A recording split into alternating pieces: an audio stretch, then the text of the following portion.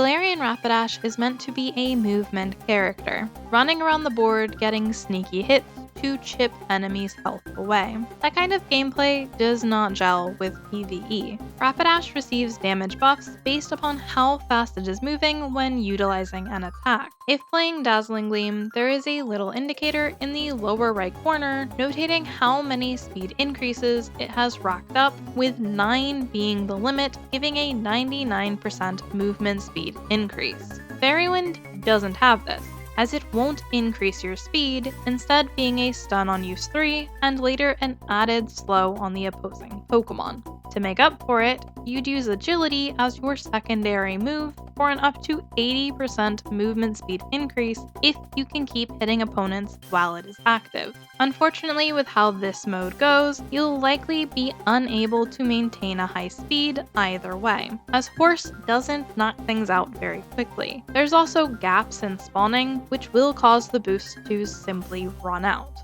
It's not optimal for Rapidash's mechanics, but if I had to pick, I'd go Smart Strike for the distance dash and Dazzling for the speed ups. You can trap bosses with its Unite move though, which is pretty awesome. It gets to be discount Umbreon a few times per battle.